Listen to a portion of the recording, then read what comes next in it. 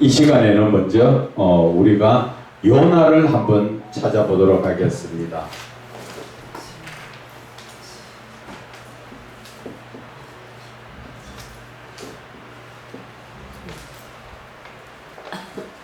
요나를 내용은 다 아니까 우리가 한번 봅시다. 요나는 우리가 그냥 좀 이해를 돕기 시작하자면은 누구를 말합니까?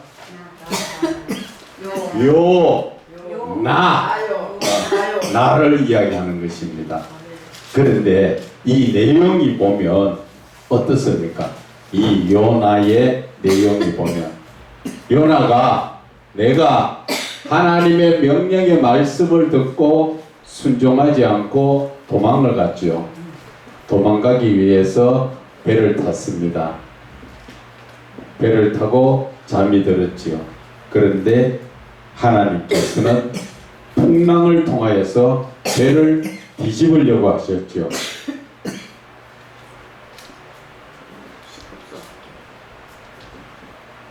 이 배를 뒤집으려고 하셨습니다.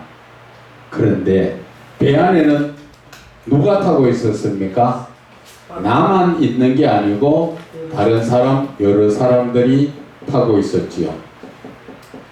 그런데 불순종한 나 때문에 누가 죽을 뻔했어요? 그러면은 이것을 우리가 현실적으로 이것을 이해를 돕고자 하면은 이 배는 누구를 말합니까? 교회에 있는데 교회에서 나라는 사람이 하나님께 불순종하게 되면은 누가 어렵습니까? 교회 식구들이 다 어렵습니다. 이것을 저는 실질적으로 지금도 보고 있습니다. 한 예를 들어서 제가 말씀드릴게요. 이 한 교회에 어떤 분이 장로로 임직을 받았습니다. 장로 임직 받아가지고 교회를 우리 예수교 장로회 아닙니다. 다른 교회인데 교회가 이쁘고 참했어요. 그때 성도가 몇 명이 됐나? 200에서 300명 정도. 그러면은 교회 이쁘지요. 성도가 200, 300명 정도 같으면 교회가 가족 같은 교회로 참여줬습니다. 그런데 장로가 되신 분이 목사하고 말해가지고 우리가 교회를 새로 건립합시다.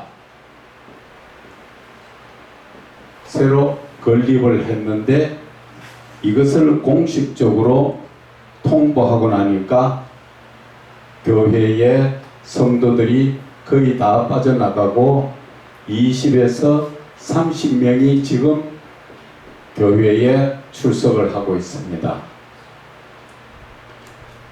한번 봐보세요. 이렇게 지금 줄어든 이유가 어디에서 있습니까? 나 때문이죠. 그냥 그 교회가 그냥 있었어도 교회가 성도가 이 정도 모여가 있고 괜찮았어요. 교회가 그렇다고 뭐 날짜가 썩어가 막 뚝뚝 떨어지는 그런 교회가 아니고 그런 정도였었는데 나가 결국은 이 무엇을 망쳤습니까? 이 배에 탄 모든 사람들이 다 뛰쳐나가도록 만들었죠. 원래는 누가 나가야 됩니까? 그렇죠. 이 양반이 그 교회를 떠나서 다른 교회에 가라고 했는데 자기가 오래되다 보니까 주인 행사. 내가 주인이야. 목사도 예를 들어서 무슨 행사가 있으면 주보를 해도 자기가 주보를 다 짜가 목사한테 갖다 주고 이렇게 하시오. 완전히 누가 주인이에요? 자기가 주인이 되어가지고. 그래서 결국은 이 요나가 배에서 지가 내가 죽으니까 배가 다 평안한데 내가 살아있으니까 다른 사람들이 힘들어서 다 도망가지요. 그래서 요나에 보면은 배 안에 탔던 사람들이 거기에 있는 많은 짐들을 다 버리고 피해를 보잖아요. 그렇게 해도 해결이 안 되지요. 결국은 누가 죽어야 됩니까? 요나가 죽어야 되는데 여기에 있는 내가 죽어야 된다는 것이죠. 그런데 이것을 가정적으로 보면은 내가 하나님의 말씀에 불순종했을 때 우리 가정은 어떻게 됩니까? 다 힘들어집니다. 그런데 신기하게도 내가 순종하면 이 가정이 전부 다 편안해집니다. 자녀들이 잘 되는 게 눈에 확 보입니다. 그런데 우리는 그것을 내가 안 죽으려고 하지요. 누가 죽어야 돼? 네가 죽으라는 것이죠. 그러다 보니까 이 모든 것이 가정도 힘들고 교회도 힘드는데 나가 불순종할 때 우리는 도와줘야 될까요? 안 도와줘야 될까요? 안 도와주는 게 하나님의 뜻이라는 것이죠. 이것이 성경 어디에 나옵니까? 이것이 잃어버린 두 아들 중에 작은 아들이 배가 고파가지고 돌아다닐 때 쥐염 열매라도 먹으려고 할 때 누가 작은 아들을 도와줬으면 하나님께 돌아왔어요? 안 돌아왔다는 거죠. 안 도와주는 게 이 아들을 위한 거예요. 나가 내가 힘들어도 하나님의 말씀에 불순종하거나 내가 훈련받을 때 하나님의 말씀으로 훈련받을 때 나를 도와주면 나를 도와주는 사람까지 넘어지는 거지. 그래서 우리는 이것이 영적으로 분별이 되어야 된다는 거죠. 이것이 영적으로 분별 안 되면 무조건 옆에서 그 사람을 도와주려고 하는데 그렇게 도와준 자가 불순종하거나 훈련받는 자를 도와주려고 할 때는 도와지는 나까지 죽는다는 것을 여러분들은 아셔야 돼요. 그러나 내가 아무 죄 없이 나가 하나님의 말씀에 잘 순종해서 배를 타고 가는데 배가 풍랑이 만났어요. 그 배 안에 270명이나 타고 있던 사람들이 다 죽을 뻔했지만 구원받는 역사가 어디에 나와요? 그렇지요. 사도 바울이 로마로 갈 때 하나님의 말씀에 순종할 때 나로 인해서 그 배 안에 타고 있는 모든 사람이 구원받는 역사가 일어난다는 것입니다.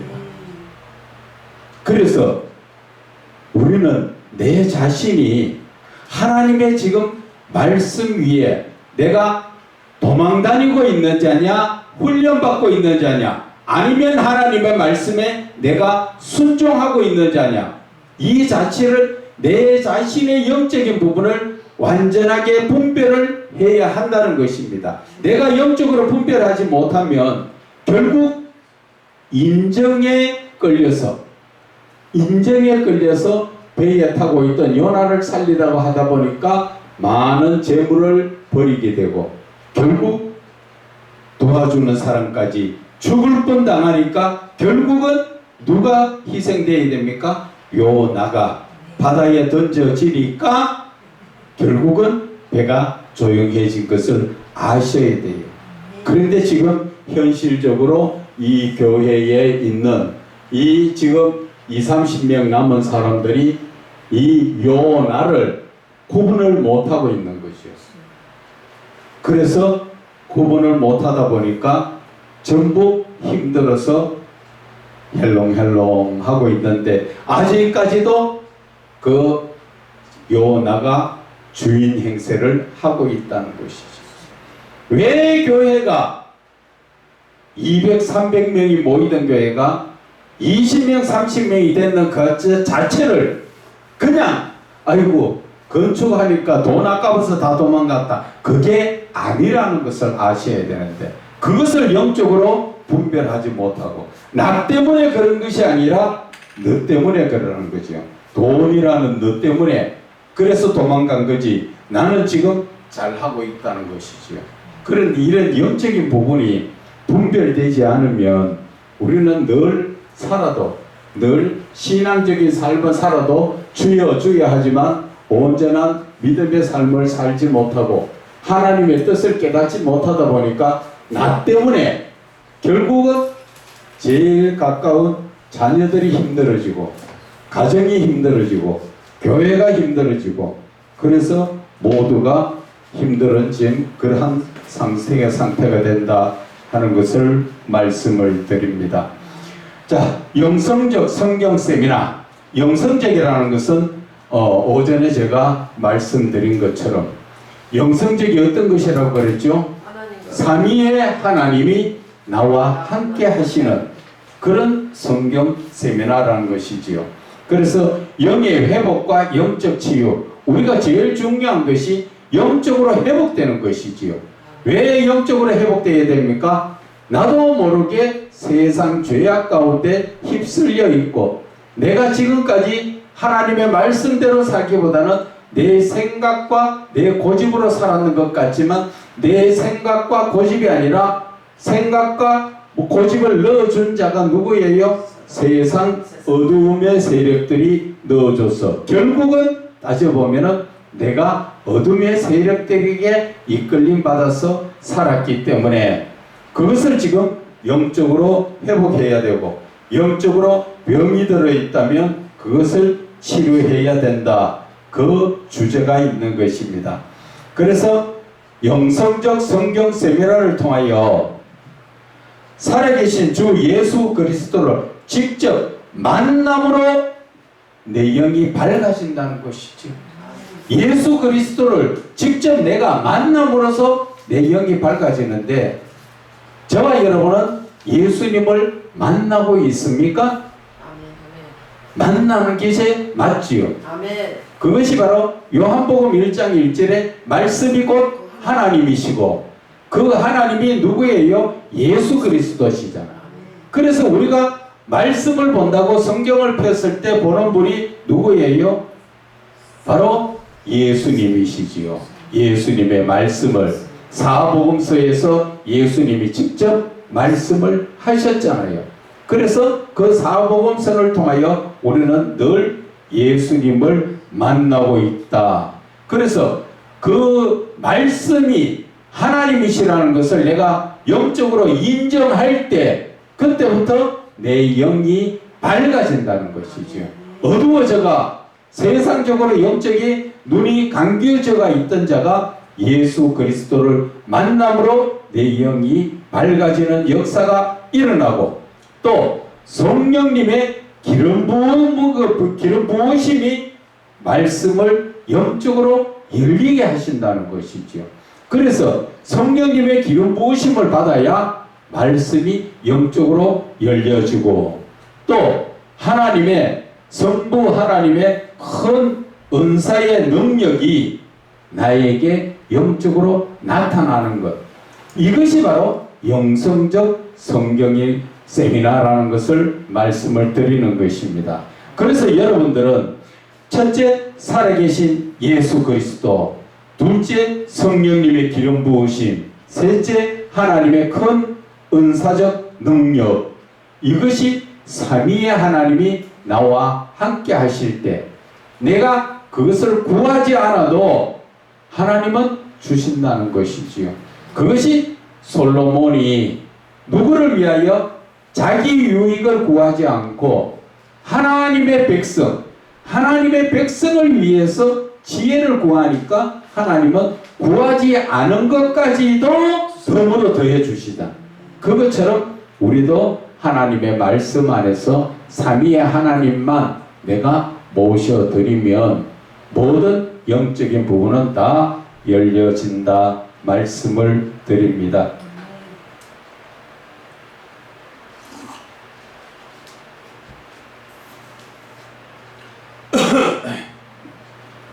영성적 성경 세미나의 특징과 목적은 무엇인가? 이런 것을 자꾸 이렇게 물어야 됩니다. 누구에게? 내 자신에게도 묻고 하나님께도 묻고 도대체 무엇입니까? 영성적 성경 세미나의 특징은 무엇이고 목적은 무엇입니까?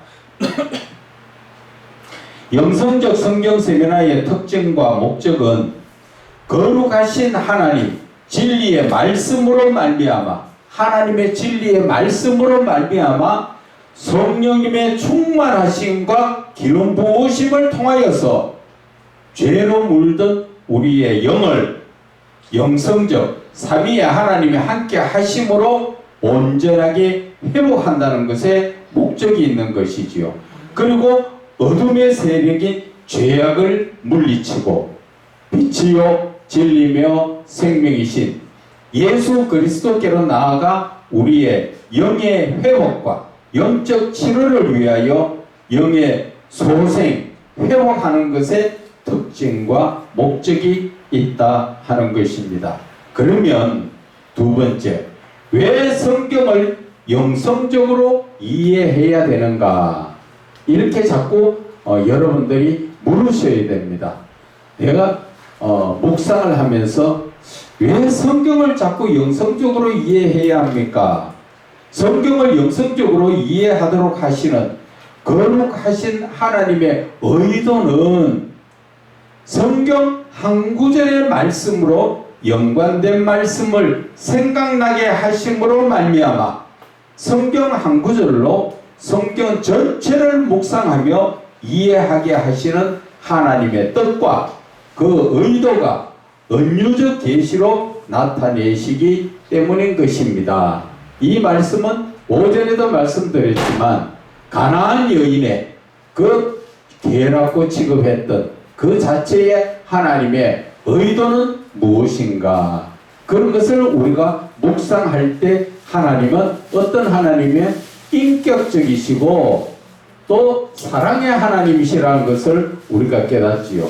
그렇지 못했을 때는 왜 하나님께서 예수님을 사랑이라 하시면서 우리에게 안 믿는 사람에게 개라고 취급하셨을까? 그러한 의문점이 들지만은 그것을 우리가 영성적으로 묵상해 나갈 때 이렇게 하나님의 의도가 나온다는 것이지요. 이렇게 하나님의 의도를 깨닫는 자체가 성경이 얼마나 깊이 들어갔는가 여러분들은 느껴지실 것입니다. 그래서 말씀을 묵상을 해야 된다는 것이죠. 그래서 오늘 이 말씀 자체가 중간중간에 보면은 계속 물음표가 많습니다. 그 묻는 것은 내가 그것을 자꾸 여러분들이 습관적으로 자꾸 물어야 된다. 그것을 여러분들이 해야 되는 반복적인 그 훈련이라는 것입니다. 그래서 하나님께 나가기 위해서 주님 왜 이 말씀을 하셨습니까? 또 그 말씀을 통하여 하나님 내가 무엇을 하기를 원하십니까? 이것을 여러분들이 습관이 되도록 말씀만 붙들면 그렇게 할 때 말씀이 제절로 열려지고 말씀 가운데서 주님을 쉽게 만나고 주님의 뜻을 깨달아서 하나님의 그 깊으신 의도를 알 수가 있다는 것이지요. 우스갯소리로 세상에 전번에도 말씀드렸지요. 부모님 앞에 사과 한 박스, 또 단감 한 박스, 배 한 박스 낑낑 거리면서 들고 부모 갖다 드린다고 가니까 부모가 뭐라 그럽니까? 얘야 이 무거운 거 왜 들고 왔나? 다음부터 이 무거운 거 사가오지 마라. 그러면은 사가오지 말라는 데 목적이 있는 게 아니라 그 부모의 의도는 야 현찰을 주라. 그러면 너도 씻고 나도 씻고 그런 의미지요. 그러고 현찰을 드려야 자기 자신이 좋아하는 것을 살 수가 있는데 이거는 질리도록 박스로 갖다 주니까 혼자서 그걸 다 먹습니까? 결국은 여기저기 나누다 보니까 올바르게 자기가 하고 싶은 거는 못한다는 그 부모의 숨은 의도를 우리가 알 수 있듯이 하나님께서도 마찬가지라는 것입니다. 말씀 속에서 하나님은 무엇을 지금 말씀하시는가 하는 자체를 깊이 있게 묵상할 때 우리가 하나님의 그 의도를 깨달을 수가 있는 것이지요. 여기에서 우리가 한 예를 들어서 보게 되면 어떤 예를 들어볼까요? 조금 전에 잠깐 말씀드렸다시피 두 아들 중에 탕자 그 버려졌던 아들이 다시 돌아오는 그 누가복음 15장 11절에서의 그 말씀 속에서 보면은 적은 아들이 재산을 다 팔아서 해외로 허랑방탕하게 나가서 다 쓸 때 아버지가 그렇게 쓸 줄 알았을까요? 몰랐을까요? 이미 다 알고 주셨지요.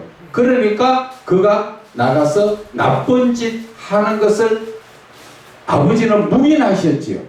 그것이 바로 선악과에서 하나님께서 선과 악의 나무 열매를 따먹고 죄를 지을 것을 알고 우리에게 고의적으로 방임하셨다는 것입니다. 이해가십니까? 그래서 그 아들이 고난 가운데서 지음 열매도 먹지 못할 때 하나님은 안 주시는 것이 세상 사람의 아버지 같았으면 아이고 내 아들이 저런 입장인데 빨리 돈 줘가지고 데려와야지. 천만의 말씀. 안 주시는 것이 하나님의 사랑이라는 것이죠. 이런 것이 하나님의 깊으신 의도라는 것이죠. 그래서 안 주셨을 때 그 아들은 누구 생각? 아버지 생각. 그래서 돌아오니까 그 아버지 앞에 왔던 자가 얼마나 순종을 합니까? 그것이 바로 선과 악의 나무의 열매를 통하여서 사람을 연단하시는 하나님의 창조의 목적이라는 것이지요. 그냥 집에 가만히 들어앉아 있으시면 사고 안 치고 아무 상관없었잖아요. 그러나 적은 아들이 나간다는 것은 성 가운데 아버지의 품 안에서 떠나서 악을 경험해보고 돌아오니까 더 이상 아버지 품 안에 왔을 때는 악을 행하지 않지요. 그러나 반대로 그 큰아들은 어떻습니까? 성 가운데만 살다 보니까 악을 알지 못하다 보니까 결국 아버지한테 대적을 하지요. 나는 왜 염소 새끼 한 마리 안 주냐고 아버지한테 달려들지요. 그것이 바로 하나님께서 사람에게 선과 악을 알게 하시는 창조의 목적 중에 하나라는 것을 우리가 그 누가복음의 말씀을 통해서 깨달아지는 것이요. 이래서 말씀이 하나님의 의도라는 것은 쉽게 봐서 풀어지는 게 아니라 말씀을 깊이 있게 묵상했을 때 그 말씀을 통하여 하나님께서 뭘 말씀하시는가? 누가복음 15장 11절에 그 잃어버린 아들, 돌아온 그 탕자를 통하여서 하나님은 창세기 전체의 말씀, 성경의 전체의 말씀인 창조의 목적을 하나님께서는 말씀하여 주시는 것이 너무나 잘 표현된 그 한 구절의 말씀이라는 것을 우리가 깨달아야 할 것입니다. 그래서 우리는 성경 한 구절을 통하여 연관된 말씀을 계속 묵상하면서 또 기도를 하면서 하나님의 의도가 무엇인지, 하나님께서는 이 말씀 속에서 무슨 뜻을 숨겨 놓으신 것인지 깊이 있게 들어갈수록 여러분들의 설교는 대단한 영적인 그러한 설교가 된다는 것을 말씀을 드립니다. 세 번째, 먼저 영의 회복을 위하여 그리스도인이 알아야 할 것에 대해서 말씀을 해놓은 것입니다. 영의 회복이라는 것은 하나님의 거룩하신 형상을 회복하는 것이 영의 회복입니다. 우리가 하나님의 형상을 회복해야 되는 이유가 어디에 있습니까? 그것은 바로 아담 하와로부터 들어온 죄로 인해서 하나님의 형상인 거룩성이 세상 사단의 그 성품인 죄성으로 바뀌어진 것을 다시 우리는 그 성품이 회복되어야 하는 것, 그것이 바로 영의 회복이라는 것이지요. 우리가 죄를 씻고 거룩하신 하나님의 형상으로 회복될 수 있는 길은 어떤 길입니까? 예수님을 실제로 만나는 길인데, 그 길 과정에 중요한 것은 바로 성령님의 충만하심과 기름 부음의 역사가 있어야 예수님을 실제로 만날 수가 있다는 것입니다. 그래서 저와 여러분들이 하나님은 항상 우리와 함께 하시고 만나고 또 우리와 동행하기를 원하시지만, 내가 세상적으로 아직까지 영적인 눈을 뜨지 못하고 세상적에 빠져 있기 때문에 하나님은 누구에게 오시고 누구에게 안 오시는 것이 아니라 내가 준비되지 않아서 하나님을 만나지 못하고 있다는 것을 깨달으셔야 합니다. 그래서 사무엘상에 보면은, 사무엘상 3장 4절과 5절에 보면은 지금 하나님께서 사무엘을 찾아와서 사무엘을 부르시지요. 여호와께서 사무엘을 부르시는지라. 그래서 5절에 보면은 하나님이 불러셨는데 사무엘은 지금 엘리 제사장에게로 달려가서 당신이 나를 부르셨기로 내가 여기 있나이다, 그렇게 대답을 하지요. 그래서 엘리 제사장이 2번까지도 내가 너를 안 불렀다. 그런데 3번째 왔을 때 엘리 제사장이 느낄 때, 아, 하나님이 너를 찾는구나. 그럴 때 뭐라고 말합니까? 하나님이 찾으시거든 주여 제가 여기 있나이다, 말씀을 듣겠나이다, 말씀하십시오, 그렇게 말하지요. 그것이 우리가 하나님을 만났을 때, 영적으로 내가 묵상 가운데서 주님을 만났을 때 내가 하나님 앞에 영적인 대화를 할 때 시작하는 말이 그렇게 해야 된다는 것이죠. 주여 제가 여기 있나이다, 말씀하십시오, 듣겠나이다. 이렇게 말하고는 한참 하나님이 말씀하실 때까지 기다려야 되지요. 그래놓고 자꾸 우리가 부르짖는 기도, 통성기도 하듯이 자꾸 말을 하면 내 하나님하고 교제가 이루어지지 않습니다. 그래서 내 자신을 하나님 앞에 맡기고, 주님 제가 여기 있습니다, 말씀하십시오, 이 종이 듣겠나이다, 그렇게 기도를 하면서 시작하면서, 주여 제가 어떻게 하기를 원하십니까? 또 좀 교제 기도를 하다 보면 주여 무엇을 하기를 원하십니까? 하나하나 상세하게 물으면 그것이 바로 교제가 시작되는 것이고, 그 가운데서 아, 주님이 지금 나와 함께 하시는구나 하는 것이 바로 느껴진다는 것입니다.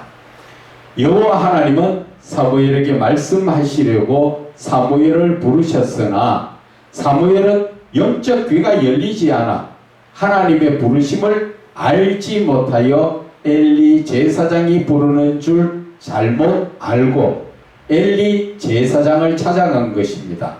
오늘날에도 우리의 안일한 신앙, 하나님 앞에 적극적이지 못한 신앙은 그리스도인들이 주의가 산만하고 나태하여서 주님께로 집중하지 못하여 영적 귀가 열리지 않음으로 말미암아 나를 찾아오셔서 말씀하시는 예수님의 사랑의 음성을 알아듣지 못하고 엉뚱한 곳에서 예수님을 찾게 되며 결국 세상에서 방황하고 헤매게 된다는 것입니다.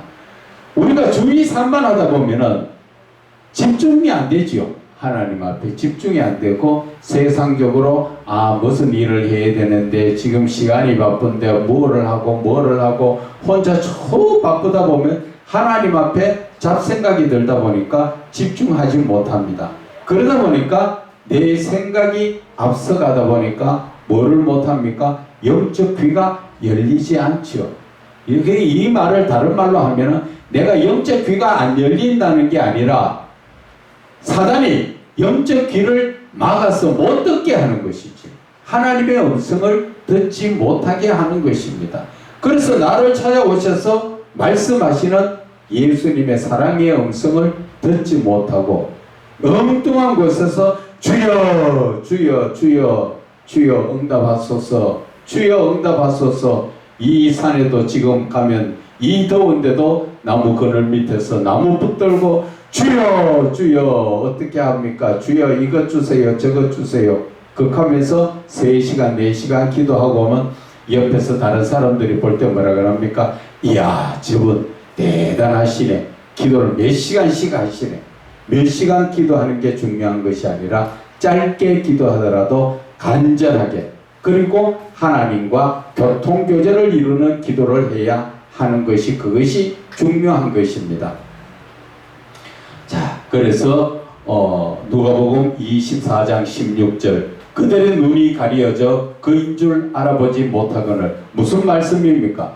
이 말씀은 엠마오로 가는 두 제자가 예수님이 곁에 서서 말씀을 지금 하고 계시지만 옆에 계신 예수님이 하나님이신 것을 깨닫지 못하고 그냥 일반 다른 사람들인 줄 알고 있죠. 지금 현재의 저와 여러분들의 삶이 지금 그런 수가 많다는 것입니다. 하나님이 지금 나를 찾아오가 말씀하시는데도 내가 하나님의 말씀인 줄 알지 못하는 것이죠. 왜? 영적 눈이 가려져가 있기 때문에.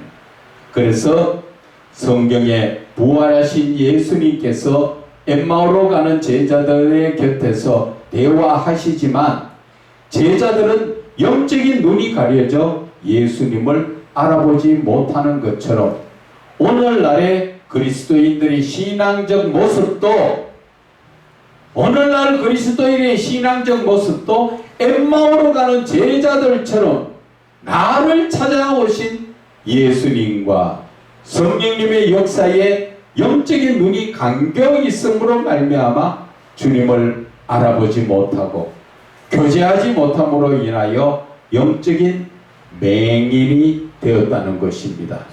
지금 예수님께서는 누구와 누구를 차별해서 오시는 것이 아니라 저와 여러분 누구에게도 지금 다 와 계시지요. 성경에는 뭐라 말씀하셨습니까? 내 이름으로 두세 사람 모인 곳에 나도 그들과 함께 있느니라 말씀하신 것처럼 오늘 이 자리에도 지금 예수님이 와 계신다는 것이지요. 그런데 그분을 내 마음속에 모셔드려야 하는데 내가 지금 영적으로 깨닫지 못하여 모셔드리지 못하고 있는 영적인 맹인이 되어 있다 하는 것을 지적하는 것입니다. 자, 그러면 자신의 영의 회복을 위하여 어떻게 하여야 하는가?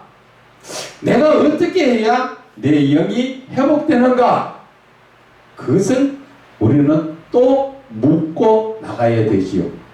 묵상하면서 내가 어떻게 해서 내 영이 회복될 수 있는가 하는 것을 묵상하게 되면 자신의 영의 회복을 위하여 현실 믿음의 삶에서 그리스도인 각 개인에게 찾아오시는 살아계신 예수님과 성령님 즉 삼위의 하나님을 직접 만나는 체험을 하여야 하는 것입니다. 그래야만 오전에 말씀드린 중풍병자를 데리고 간 내 목자들처럼 그래야 그 영혼을 어떻게 합니까? 하나님께로 인도해 줄 수가 있다는 것이죠. 내가 만나지 못하는데 어떻게 그분을 하나님께로 인도하겠습니까? 그래서 영적 지도자들은 그런 모든 것들을 다 체험하셔야 과감하게 자신있게 하나님께로 그들을 큰 소리치며 모시고 갈 수가 있는 것입니다.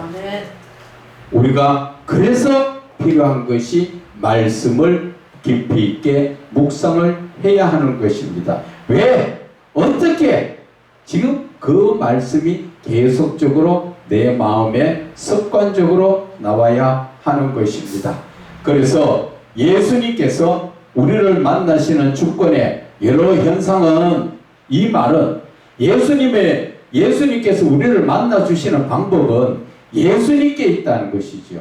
여러 모습으로, 내가 이런 모습 저런 모습으로, 뭐 예수님께서 성령님을 통하여 또 역사하실 때는 또 어떻게 합니까? 몸에 진동도 올 수도 있고, 사람에 따라 뜨거움도 올 수도 있고, 또 어떠한 향기로도 느낄 수도 있고, 또 예수님이 오신 것 자체에 내 마음속에 말씀이 내한테 느껴지는 것으로, 여러 모습으로 하나님이 하시고자 하는 방법으로 우리에게 깨닫게 해주신다는 것입니다. 그래서 그 예수님을 만나는 여러 주권의 현상은 예수님께 있으나 믿음 안에서 아직 살아계신 예수님을 만나지 못했거나 또 실제로 만나고는 싶은데 그 길을 알지 못하는 분에게 이 영성적 성경 세미나가 그 길을 인도할 수가 있다 하는 것을 말씀을 드리는 것입니다. 영성적 성경 세미나라는 것은 삼위의 하나님이 함께 하심으로 우리가 성경 자체를 깨달아 아는 것을 발표하는 것을 말씀하는 것입니다. 그래서 성령님의 충만하신 인도하심과 우리가 지금 성령 충만한 것과 성령의 기름 부음이 혼돈될 때가 참 많습니다. 그래서 그냥 성령 충만함이 성령 기름 부으심인 줄 알고 있는데 아닙니다. 성령 충만함을 받은 이후에 기름 부음이라는 것은 바로 하나님이 택하시고 하나님이 부르신 자에게 하나님께서 역사하시는 것인데, 그것은 내가 성령의 충만함을 받아가지고 내 자신을 하나님께 온전히 맡길 때 하나님의 역사에 기름 부음의 역사가 일어나는 것입니다. 그래서 하나님의 모든 말씀에 내가 순종할 때 성령의 기름 부음의 역사가 일어나는 것이지요. 그래서 기름 부음을 받는 자는 항상 하나님의 말씀에 목숨까지 걸고 복종할 수 있는 그러한 영적 신앙적 결단이 있어야 되는 것입니다. 그래서 성령 충만하심과 인도하심과 기름 부으심에 힘입어서 그때부터 누구를 만납니까? 예수님을 만날 수 있도록 실제적으로 이 실제는 사실을 이야기하는 것이 아니라 실질적으로 존재하고 계시는 예수님을 그 뜻입니다. 실제적으로 그 길을 인도하고자 하는 영적인 목적이 여기에 있다는 것입니다.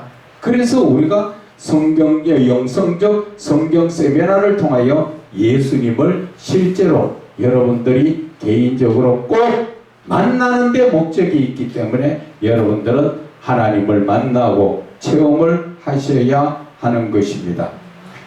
자, 살아계신 예수님께서 세상을 사랑하시고 또 구원하시며 영적 교제하시는 방식은 각 사람의 눈높이에 맞춰주신 내 이웃 사랑의 신앙적 인격의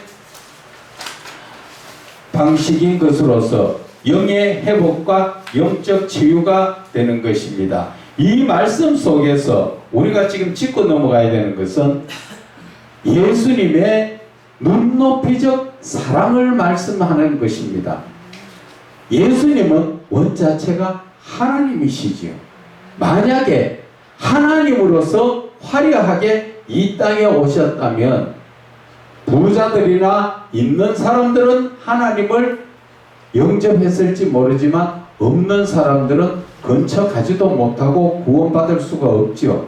그러나 예수님은 눈높이적 사랑, 없는 사람들에게, 가난한 사람들에게, 소외된 자에게, 창기나 또 기생들에게 그 눈높이에 맞춰서 여러 사람들에게 소외되고 핍박받는 자들을 거기에 눈높이에 맞춰서 오셨다는 것입니다. 그래서 사람의 죄인의 옷을 입고 아주 흠모할 모양이 없는 그런 모습으로 오셨기 때문에 우리가 없는 자들이 하나님을 먼저 믿게 되었다는 것이지요. 그래서 율법으로 살아가는 바리새인이나 서기관들이나 그 제사장들은 많은 것을 가지고 부유하게 살았기 때문에 그들은 없는 모습으로 오신 예수님을 인정하지 않았고, 지금도 유대인들은 화려하게 오실 예수님을 기다리고 있다는 것을 우리가 알고 있는 것입니다. 그래서 우리가 예수 그리스도의 눈높이적 사랑을 우리가 배운다면은, 여러분들 솔직한 얘기로 지금 자녀들하고 대화하면 대화가 잘 안됩니다. 세대 차이가 납니다. 그런데 내 눈높이를 철저하게 낮춰가지고 자녀들의 눈높이에 맞춰서 대화를 하면 대화가 됩니다. 쉽게 이야기하면은 집에 아들이나 딸이 부모에게는 하지 못하는 별의별 이야기라도 친구하고 만나면 다 하지요. 그것을 내가 친구 입장으로 그 자체에 눈높이를 낮춰줘야 된다는 것이지요.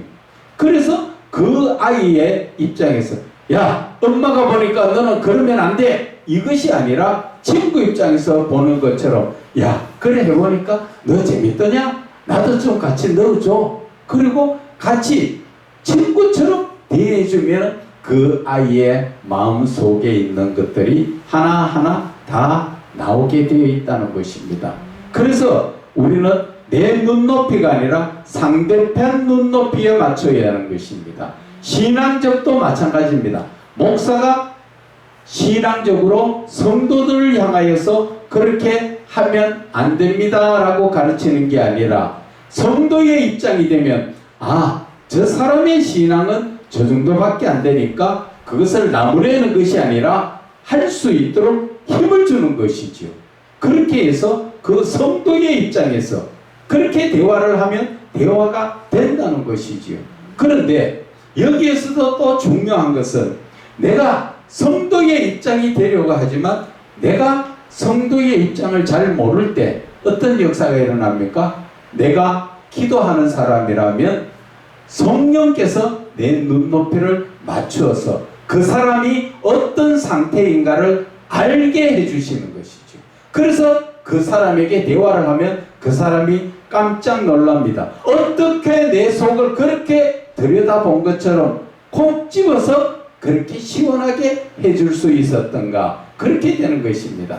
그래서 우리는 항상 말씀과 기도가 동행해야 하는 것입니다. 그래서 우리는 이 눈높이적 사랑에 철저하게 내 목사의 입장에서 보는 것이 아니라 성도의 입장으로 바라볼 수 있고, 또 권사면 권사의 입장에서 바라볼 수 있고, 그래야 되지, 내 목사의 입장에서 그러면 안 된다, 저러면 안 된다, 그런 게 아니라는 것이죠. 한 예로 집사님이 지금까지 11조를 참 잘했어요. 그런데 시험에 들었습니다. 그게 시험에 들은 게 계속적으로 돈이 많이 들어오면 시험이 안 되는데, 돈이 들어오다가 안 들어오니까 그 삶이 어려워지니까 시험에 듭니다. 그럴 때 교회에서는 어떻게 합니까? 왜 11조를 하다가 안 하십니까? 그것을 묻습니다. 그런데 눈높이적 사랑으로 바라볼 때, 그것이 목사들이 해야 되는 부분은, 그 사람이 신앙적으로 지금까지 봤을 때 안 할 사람이 아닌데 안 했을 때는 영적으로 빨리 느껴야죠. 무슨 일이 생겼구나. 그럴 때 우리가 해야 될 것은 그냥 기도를 해주는 것입니다. 11조를 강요하는 것이 아니라 그것을 기도를 해주면서 개인적으로 만나서, 혹 무슨 어려운 일이 있습니까? 기도의 제목을 말씀하세요. 그걸 이야기해야 되지. 어려운 일이 있습니까? 왜 11조를 안 합니까? 그렇게 해서는 안 된다는 것이지요. 그래서 그 마음에 평안을 주면서, 그러다 보면 그 사람이 지금 갑자기 사업을 하다가 사업이 너무 어려움을 겪어서 지금 되게 힘듭니다. 그럴 때는 오히려 교회에서 지금 조금 여유가 있으니까 이거는 하나님 주시는 것이니까 받으세요 하고 오히려 줄 수 있는 그리고 거기에 대해서 절대 부담을 갖지 마세요. 이것은 개인 목사가 주는 게 아니라 사람이 주는 게 아니라 하나님이 주시라고 해서 주는 것이니까 그냥 감사함으로 받으면 됩니다 하고 그렇게 오히려 그 눈높이에 맞춰서 도와줄 때 그들의 신앙이 똑바로 자라간다는 것이죠. 그런데 그것을 오히려 왜 하지 않았습니까? 11조를 해야 복을 받고 어려울수록 더 해야 지켜야 더 복을 받지 않습니까? 이런 식으로 말해서는 그것이 안 된다는 것이지요. 그래서 시험을 들어서 그 교회에 나가지 않는 분들이 많다는 것입니다. 그래서 우리가 목사들이 제일 지켜야 될 것이 목사의 입장에서 제발 성도들을 바라보지 말라는 것이죠. 성도의 입장에서 대화를 할 수 있도록 내 눈높이를 낮추라는 것이죠. 그래서 그렇게만 해 나가면 우리는 성도들하고 우리의 관계에서 하나님이 기뻐하시는 신앙적으로 이끌어 나갈 수가 있다는 것이지요. 그리고 또 한 가지 11조가 나온 김에 말씀을 드리고 싶은데 목사가 교회에서 어려움을 당하면은 성도가 몇이 있으면 자꾸 성도들한테 그것을 강요를 하는 분들이 참 많습니다. 그런데 주의 종이라는 자신의 위치를 확실하게 깨달으라는 것이죠. 나는 누구의 종이라고? 하나님의 종. 그러면 내 삶은 누가 책임져? 하나님이 책임져줘. 그러면 내가 어려우면 누구한테 말해야 돼? 하나님한테만 하면 되지 사람한테 할 필요가 없다는 얘기예요. 그러면 하나님께서 그들의 마음을 움직여 주겠어 하나님이 하시는데 우리는 자꾸 어떻게 합니까? 사람을 바라보고 사람한테 자꾸 말을 하다 보니까 그 사람들이 더 부담을 갖고 힘들어진다는 것이죠. 그래서 그 성도들도 마찬가지입니다. 하나님 앞에 드려지는 헌금은 하나님께서 이미 헌금하라는 마음을 주셨을 때 헌금은 이미 받은 거예요. 그런데 우리는 헌금을 할 때 꼭 자꾸 이름을 쓰는데 이름 안 써도 하나님은 아신다는 것이죠. 제가 초신자 때 한번 그렇게 기도한 적이 있습니다. 산에 가서 하나님 앞에 한참 기도를 하다 보니까 내가 의구심이 들어요. 이 세상에 몇십억 인구가 되는데 하나님이 나를 어떻게 아실까? 참 그런 생각이 들더라고. 그때 이제 신앙이 이제 조금씩 시작될 때죠. 그래서 하나님 앞에 어떻게 기도했느냐. 하나님, 저는 대한민국에 사는 또 대구에 사는 대구에서 무슨 동에 몇 번지에 사는 누구입니다. 이렇게까지 내가 내 자신을 밝힌 적이 있어요. 그것을 그냥 이렇게 생각해요. 그 하나님께서 그 많은 사람이 그 주여 주여 하면은 어떻게 알겠느냐 그런 생각이 들더라고. 그래서 이제 세월이 지나서 보니까 하나님은 모든 분 위에 전지전능하신 분 그런 분이라서 어디에서 내가 무엇을 해도 내 기도를 늘 아는데 인간의 모습으로 생각을 하다 보니까 그렇더라는 것이지요. 그래서 성도들도 하나님 앞에 예물을 드려야 되지 꼭 사람 앞에 목사 앞에 헌금 드리는 거 하지 말라는 것이에요. 목사는 성도들이 목사를 보고 안 갖다 주면 목사 굶지 싶으면 아닙니다. 목사는 하나님의 종이기 때문에 하나님이 어떤 모습으로든지 다 채워주시더라는 것이죠. 그래서 제가 예수를 믿고 나서부터 온전하게 믿고자 하면서부터 제가 돈을 벌지 않았지만 하나님께서 아직까지 한 번도 먹을 것이 없어 굶도록 하신 적이 없고 제가 금식했으면 금식했지 굶을 보지는 않았다는 것이죠. 그러면 내 삶은 누가 책임져줘요? 하나님이 책임져 주신다는 것이죠. 그래서 목사는 성도들이나 주머니를 바라보지 말고 성도들 역시 하나님을 바라봐야 되지 교회나 목사를 바라보고 헌금해서 안 된다. 그런 것을 말씀을 드리는 것입니다. 자, 영의 회복이라는 것은 전능하신 하나님의 살아계심을 막연히 추상적으로 하나님, 뭐 생각 속에 하나님이 계신 그런 것이 아니라 육신적 머리로 믿고 입으로 시인해서 되는 것이 아니라는 것이죠. 우리는 육신적으로 주로 보면은 눈앞에 내 눈으로 봐야 믿고 내 몸으로 체험한 것을 믿는데 그것이 아니라는 것이요. 그래서 영적이라는 것은 자신의 내면적 내 마음속에 내 영으로 믿고 그리고 말씀, 묵상, 기도를 동시에 같이 하라는 것이죠. 저는 이것을 참 많이 주장을 합니다.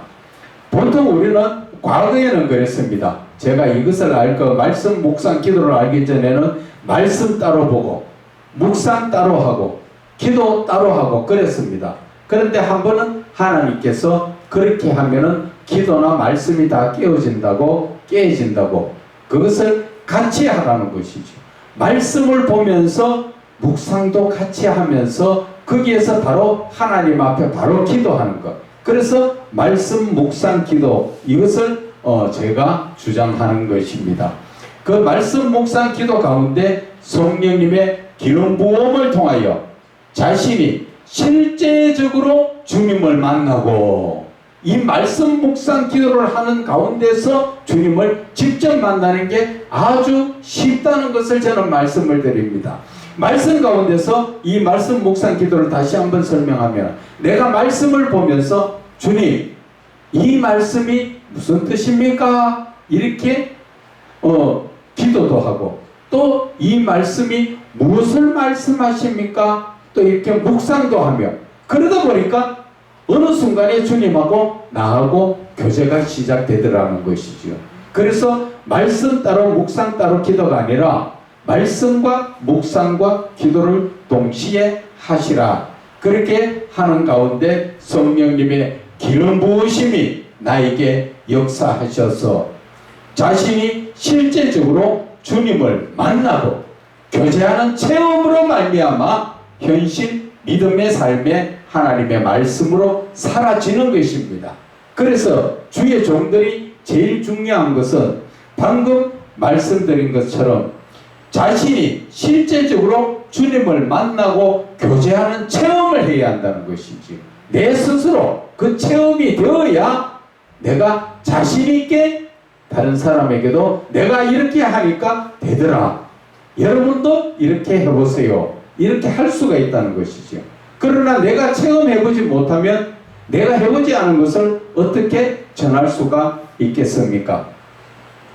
그래서 이러한 신앙적 삶이 자신의 영의 회복으로 이어지며 이런 신앙적 삶이 뭐예요? 말씀, 묵상, 기도 가운데 예수님을 직접 만나고 교제하는 체험으로 말미암아 내 자신의 영이 회복되어지고 또 세상의 것을 배설물로 말로만 세상의 것이 배설물이 아니라 현실적으로 세상의 것이 배설물로 여겨지고 그렇게 여겨지고 세상의 것을 다 내려놓음으로 말미암아 영적인 그런 깊은 삶을 살게 된다는 것입니다. 이해가십니까? 그래서 하나님께서 하나님의 말씀은 지금 나에게 무엇을 말씀하시는가 이것을 우리가 자꾸 되물어야 된다는 것이죠. 하나님의 말씀은 지금 나에게 무엇을 말씀하십니까? 그것을 지금 하나님의 뜻과 의도를 자꾸 물어야 된다는 거죠. 그것을 묻지 않으면 받으세요. 그래서 이렇게 자꾸 함으로써 내가 무엇이 열려집니까? 영적인 부분이 열려지는 것입니다. 내가 영적인 부분 열려져라 해서 열려지는 것이 아니라 내가 계속적으로 하나님께 의문을 가지면서 자꾸 묻는 이 묵상의 기도 시간을 자꾸 가져야만 열려진다는 것이지요. 그래서 그 말씀을 깊이 묵상하며 왜 하나님은 이 말씀을 나에게 주시는 것입니까? 라고 물으면서 뭐를 하라고 합니까? 말씀, 묵상, 기도 속에서 살아계신 하나님께 응답을 받아야 하는 것입니다. 묻기만 해서 끝나는 것이 아니라 내가 묻고 좀 기다리면서 주님의 그 음성을 들음으로써 우리가 깨달아지는 것입니다. 그래서 마태복음 16장 24절에 이에 예수께서 제자들에게 이르시되 누구든지 나를 따라오려거든 자기를 부인하고 자기 십자가를 지고 나를 따를 것이니라. 왜 하나님은 이 말씀을 나에게 주셨을까? 주님, 왜 이 말씀을 주셨습니까? 묵상을 지금 잠깐 해봅시다. 여러분, 지금 방금 읽었는 말씀 마태복음 16장 24절 말씀을 잠깐 한번 묵상해 보세요.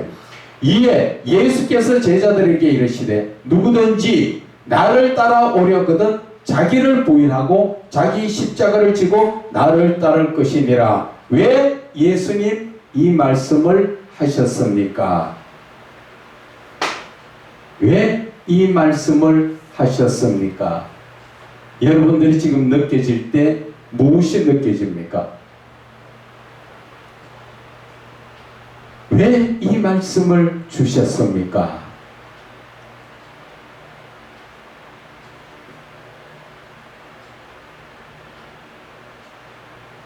왜 이 말씀을 주셨을까? 예수님께서 왜 이 말씀을 주셨습니까? 느껴지시는 분 먼저 말씀해 보세요. 왜 이 말씀을 주셨을까?